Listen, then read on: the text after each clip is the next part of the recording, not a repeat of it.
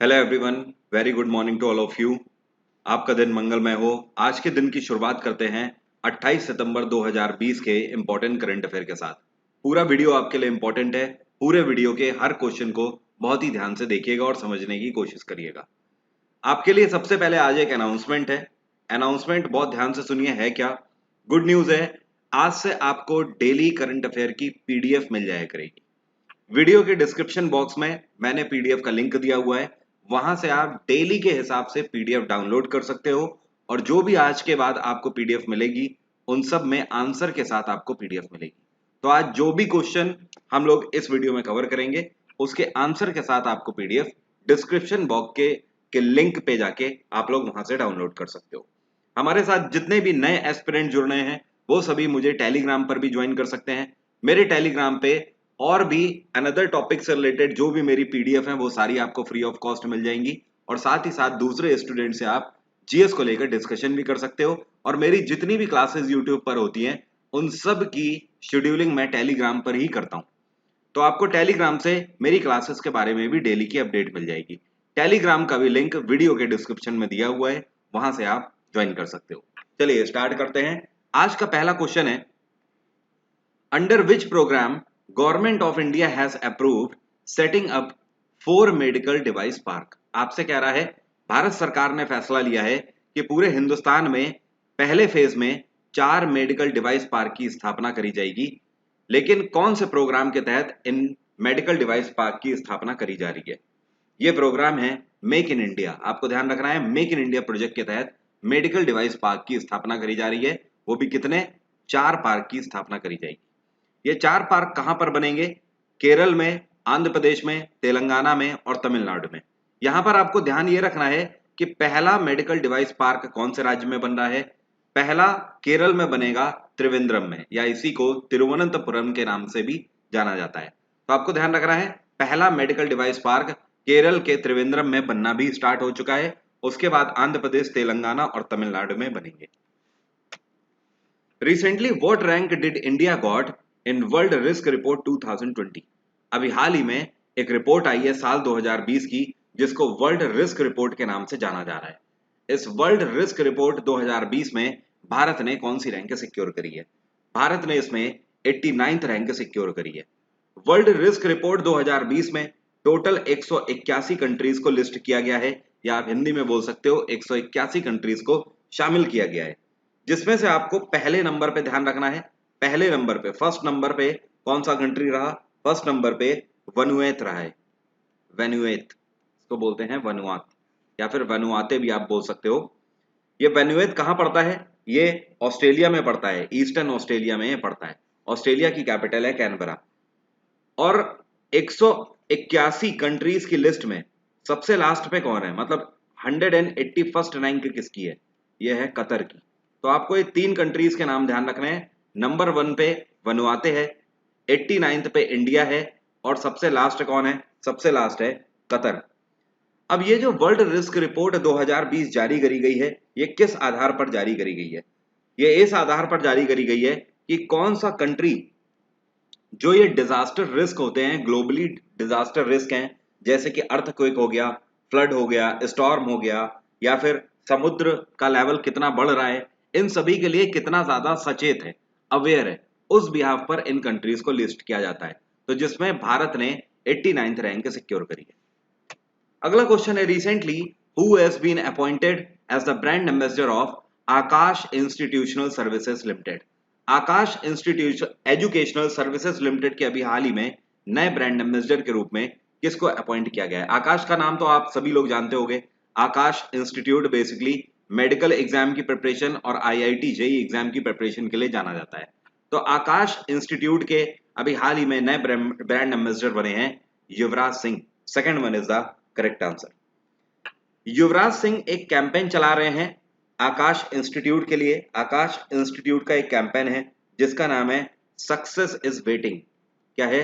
Success is waiting. ये आपके सामने लिखा हुआ है। ये जो सक्सेस इज वेटिंग नाम का ये जो कैंपेन है, ये मल्टी चैनल कैंपेन है आकाश डिजिटल का, जिसको युवराज सिंह चला रहे हैं इसके ब्रांड एम्बेसडर बनके।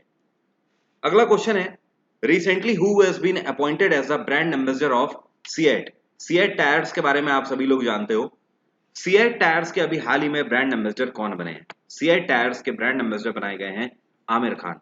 आमिर खान अगले 2 साल के लिए सीएट टायर्स के ब्रांड एम्बेसडर बने रहेंगे। ध्यान रखिएगा, मैंने आपको कल के वीडियो में बताया था कि अभी हाल ही में एसर इलेक्ट्रॉनिक्स के जो कि लैपटॉप वगैरह बनाते हैं, ब्रांड एम्बेसडर कौन बने हैं? ये बने हैं सोनू सूद।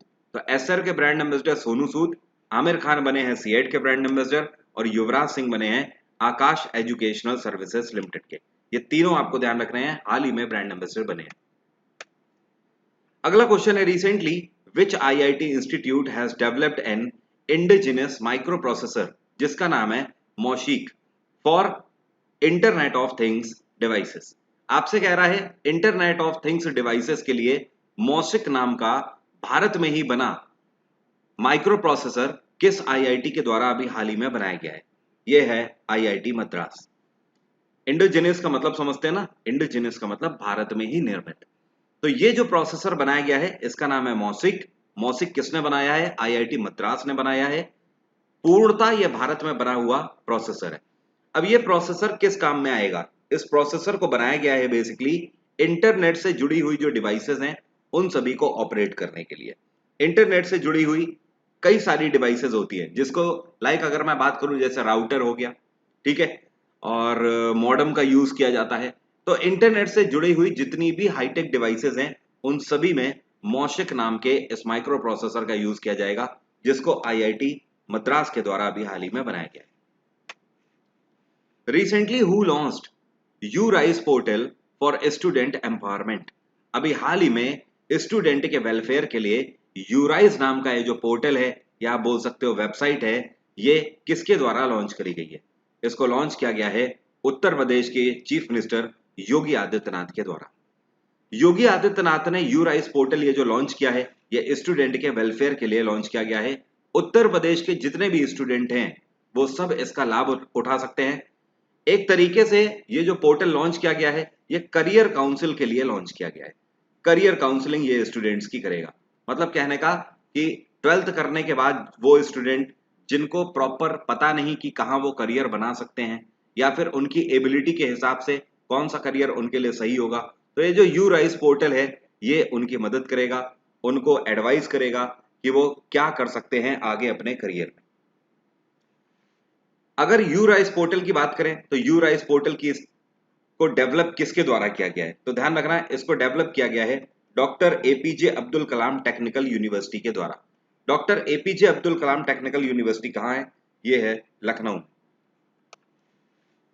अगला क्वेश्चन है, recently who launched centralised farm machinery performance testing portal. अभी हाल ही में एक और वेबसाइट लॉन्च किया गया है जिसका नाम है centralised farm machinery performance testing portal. इस पोर्टल को किसके द्वारा लॉन्च किया गया है? इसको rural development minister Narendra Singh Tomar के द्वारा लॉन्च किया गया है। ये पोर्टल आपको नाम से ही समझ आ रहा है, इसका नाम क्या है? Centralised farm machinery performance testing portal. इस पोर्टल के तहत किसानों को इंफॉर्मेशन दी जाएगी कि वो अपनी खेती के लिए कौन सी बेहतर मशीनरी का यूज कर सकते हैं, जैसे कि किस तरीके से वो ट्रैक्टर्स का यूज कर सकते हैं, या फिर अगर ऐसे किसान जिनके पास ट्रैक्टर्स नहीं है तो उनको ट्रैक्टर्स कहाँ से किराए पर मिल सकते हैं, या फिर ऐसे किसान जिनके पास ट्रैक्टर्स के अलावा और भी कोई मशीनरी की उन्हें जरूरत है तो वो किस तरीके से उसको किराए पर ले सकते हैं, रेंट पे ले सकते हैं। या फिर ये भी बताएगा कि आजकल किसान ड्रोन्स का भी यूज करने लगे हैं कीटनाशक के छिड़काव के लिए। तो अगर ड्रोन्स कोई किसान ले लेता है तो ड्रोन के क्या क्या फायदे होंगे, ठीक है। ये सारी चीजें अल्टीमेटली खेती से जुड़ी हुई जितनी भी मशीनरी है, आज की डेट में जितनी भी लेटेस्ट मशीनरी है, उन सब की इंफॉर्मेशन ये पोर्टल देगा। नरेंद्र सिंह तोमर के पास इस टाइम पर मिनिस्ट्री है कौन सी? ये है रूरल डेवलपमेंट मिनिस्ट्री। क्या आप मुझे कमेंट बॉक्स में लिखकर बता सकते हो? अभी मैंने आपको एक हफ्ते पहले ही एक क्वेश्चन कराया था जिसमें मैंने आपको बताया था कि नरेंद्र सिंह तोमर को एक मिनिस्ट्री का अतिरिक्त पदभार दिया गया है। तो Narendra Singh Tomar rural development minister होने के अलावा एक और कौन सी मिनिस्ट्री संभाल रहे हैं? मुझे कमेंट बॉक्स में लिखकर बताइए। अगला क्वेश्चन है, recently which state government won UNI ATF award 2020 for contribution towards sustainable development goal related to non communicable diseases. Question का मतलब साफ तौर पर मैं आपको बता देता हूं, आसान भाषा में आपसे कह रहा है ये कौन सी राज्य सरकार है जिसने अभी हाल ही में यूनी एटीएफ अवार्ड 2020 जीता है। ये यूनी एटीएफ अवार्ड 2020 इस सरकार को इसलिए मिला हुआ है क्योंकि इन्होंने नॉन कम्युनिकेबल डिसीजेज जो हैं, जो इस तरीके की बीमारियां हैं जो कि एक से दूसरे में फैलती हैं, इस तरीके की बीमारियों को कंट्रोल करने में इन्होंने उत्कृष्टता के साथ, एक तरीके से आप बोल सकते हो, इसको डील किया, या फिर आप ये बोल सकते हो कि इस तरीके की बीमारियों को कंट्रोल करने में ये सक्सेसफुल रहे। ये सरकार है केरल सरकार। केरल में पिनाराई विजयन की सरकार ने उत्कृष्ट कार्य किया है इस तरीके की बीमारियों को रोकने के लिए। इस वजह से इनको यूनी एटीएफ अवार्ड 2020 से सम्मानित किया गया है। यहाँ पर यूनी एटीएफ का मतलब है United nation inter agency task force. तो केरल सरकार को सम्मानित किया गया। केरल में गवर्नर कौन है? ये हैं आरिफ मोहम्मद खान। आसाम में सर्बानंद सोनोवाल की सरकार है। यहाँ पर गवर्नर कौन है? जगदीश मुखी। गोवा में प्रमोद सावंत की सरकार है। गवर्नर यहाँ पे भगत सिंह कोश्यारी हैं। और तमिलनाडु में ई के पलानी स्वामी की सरकार है। यहाँ पे गवर्नर है बनवारी लाल पुरोहित। अगला क्वेश्चन है, recently who launched technology vision for cyber security for urban cooperative banks 2020-23। इनमें से कौन सी ऑर्गेनाइजेशन है जिसके द्वारा अभी हाल ही में technology vision for cyber security launch किया गया? ये जो technology vision for cyber security programme है, ये शहरों के कोऑपरेटिव बैंक्स के लिए लॉन्च किया गया है। इसको लॉन्च किया गया है रिजर्व बैंक ऑफ इंडिया के द्वारा। अब ये जो technology vision for cyber security programme है, इसको क्यों लॉन्च किया गया? तो ध्यान रखना है, आज की डेट में आप लोग देख रहे हो हैकर्स लगातार थ्रेड अटैक्स कर रहे हैं। आप देख रहे हो कई बार कई सारी बड़ी बड़ी ऑर्गेनाइजेशंस भी पिछले कुछ टाइम्स में हैकर्स की शिकार बनी है। तो कोऑपरेटिव बैंक्स को हैकर्स कम्युनिटी से बचाने के लिए, उनको साइबर सिक्योरिटी की जानकारी देने के लिए technology vision for cyber security नाम का programme reserve bank of India के द्वारा चलाया जा रहा है कोऑपरेटिव बैंक्स के लिए। रिजर्व बैंक ऑफ इंडिया की स्थापना 1935 में करी गई थी। रिजर्व बैंक ऑफ इंडिया का हेडक्वार्टर है मुंबई। और आरबीआई के इस टाइम पे गवर्नर कौन है? ये हैं शक्तिकांत दास। शक्तिकांत दास आरबीआई के 25वें गवर्नर हैं, ध्यान रखिएगा। इसरो इस टाइम पर किसके हाथों में है? ध्यान रखिएगा, इसरो के चीफ हैं डॉक्टर जी सतीश रेड्डी। इंडियन नेवी के एडमिरल कौन है इस टाइम पे? ये हैं करमवीर सिंह। भारत सरकार के प्रधानमंत्री आपको पता ही है, नरेंद्र मोदी है। अगला क्वेश्चन है, रिसेंटली इंडिया प्रोवाइडेड रुपए 96 crore as post earthquake reconstruction assistance to which country?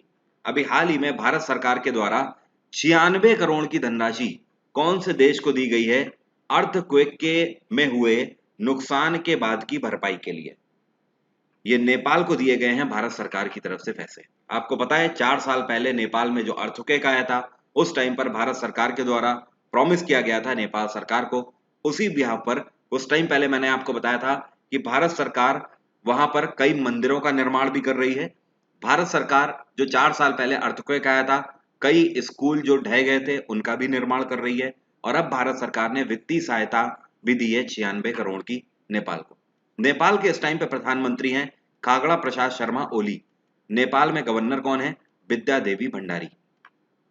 Nepal की कैपिटल है काठमांडू। भूटान की कैपिटल है थिम्पू। श्रीलंका की कैपिटल है जयवर्धने कोट्टे और कोलंबो। सिंगापुर की कैपिटल है सिंगापुर सिटी। अगला क्वेश्चन है, recently farmer cricketer and commentator, इनका नाम है डेन मैरविन।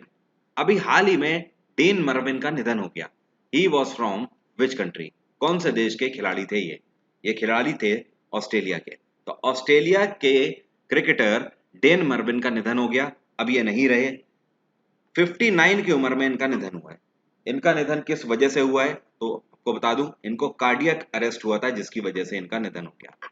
1984 में इन्होंने वनडे और टेस्ट दोनों में पहली बार डेब्यू किया था। Recently Padma Shri awardee nuclear scientist and former chairperson of atomic energy commission passed away. आपसे क्वेश्चन ये कह रहा है कि न्यूक्लियर साइंटिस्ट रह चुके और एटॉमिक एनर्जी कमीशन के चेयरपर्सन रह चुके और पद्मश्री से इनको सम्मानित किया जा चुका है, इनका अभी हाल ही में निधन हो गया। इनका नाम क्या था? इनका नाम है शेखर बासु। क्या नाम है? शेखर बासु। तो शेखर बासु का भी हाल ही में निधन हो गया। भारत के फेमस और प्रख्यात न्यूक्लियर साइंटिस्ट अब नहीं रहे। इनका निधन 68 साल की उम्र में हुआ है। कोविड की वजह से इनका निधन हुआ है, ध्यान रखें। India's first coast guard academy will be inaugurated in which city? काफी इंपॉर्टेंट क्वेश्चन है, ध्यान रखिएगा। भारत में पहली बार कोस्ट गार्ड एकेडमी की स्थापना करी जा रही है, कौन से शहर में? भारत की पहली कोस्ट गार्ड एकेडमी बनेगी मंगलुरु में। कहां पर बनेगी? मंगलुरु। मंगलुरु कहां पड़ता है? ये पड़ता है कर्नाटक स्टेट में। ये जो पहली कोस्ट गार्ड एकेडमी बनने जा रही है, ये 158 एकड़ जमीन में बनेगी। इसका मेन मकसद होगा इंडियन कोस्ट गार्ड के जो ऑफिसर्स हैं उनको यहाँ पर ट्रेनिंग दी जाएगी, ध्यान रखिए। इंडियन कोस्ट गार्ड डे हम लोग कब मनाते हैं? ये मनाते हैं हर साल 1 फरवरी को। इंडियन कोस्ट गार्ड की टैग लाइन है वयम तटम रक्षामा, वयम तटम रक्षामा। इंडियन कोस्ट गार्ड के इस टाइम पे डायरेक्टर जनरल कौन है? ये हैं कृष्ण स्वामी नटराजन, के नटराजन भी आप इनको बोल सकते हो। उम्मीद करता हूं आज के सभी करंट अफेयर क्वेश्चन आपको क्लियर हो गए होंगे। पीडीएफ डाउनलोड करना बिल्कुल भी ना भूलें। आज से आपको डेली की डेली पीडीएफ मिलती रहेगी। वीडियो के डिस्क्रिप्शन में जाइए, पीडीएफ यहां से डाउनलोड कर लीजिए आंसर के साथ। वीडियो से कुछ भी सीखने को मिला है तो वीडियो को दबा के लाइक ठोकिए और ज्यादा से ज्यादा शेयर करिए, ताकि मैं आपको बेहतरीन कंटेंट डेली बेसिस पर इसी टाइम पे दे सकूं। Thank you so much. आपका दिन मंगलमय।